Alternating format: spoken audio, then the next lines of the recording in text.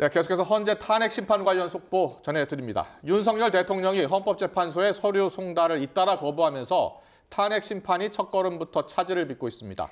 헌재 내부에선 당혹스러워하는 분위기가 감지되는데 내일 송달 간주 여부에 대한 입장을 밝힐 예정입니다.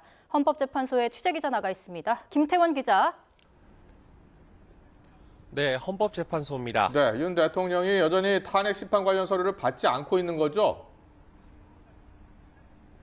네, 헌법재판소는 지난 16일부터 20일까지 우편과 직원 등을 통해 탄핵 심판 접수 통지와 출석 요구서, 준비명령 등 심판 관련 서류를 윤 대통령 측에 보내왔습니다.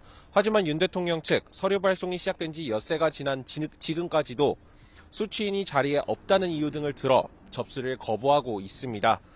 헌재는 앞서 노무현 전 대통령이나 박근혜 전 대통령의 탄핵 심판도 심리했지만 송달부터 어려움을 겪은 것은 이번이 처음입니다.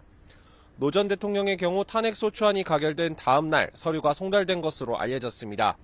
송달 나흘 뒤에는 대리인단 소송위임장과 의견서도 제출했습니다. 박근혜 전 대통령도 가결 당일 헌재로부터 접수 통지 등을 송달받았고 일주일 뒤 소송위임장과 답변서를 제출했습니다.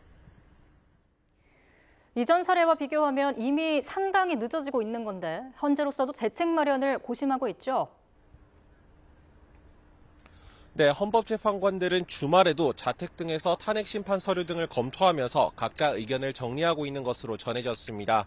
그러나 첫 단추인 송달부터 문제가 생기면서 재판이 지연될 우려가 커지고 있는 만큼 대책을 고심하는 것으로 알려졌습니다. 헌재는 내일 오후 송달 문제를 어떻게 처리할지에 대한 최종 입장을 발표할 예정입니다. 전자송달 뒤 일주일이 지나면 송달된 것으로 간주하는 방식이나 헌재 게시판에 게시하는 공시송달, 송달 장소에 서류를 놓아두고 전달된 것으로 보는 유치송달 등이 대책으로 거론되고 있습니다. 헌재는 오늘 27일로 예정된 첫 변론 준비 기일은 변동 없이 진행하겠다는 방침인데요. 송달 간주가 이뤄지더라도 윤 대통령 측이 대리인단 구성을 마치지 못했다며 기일에 불출석한다거나 서류 검토에 시간이 필요하다고 주장하면 당분간 재판이 공전할 가능성도 배제하기는 어렵습니다. 지금까지 헌법재판소에서 YTN 김태원입니다.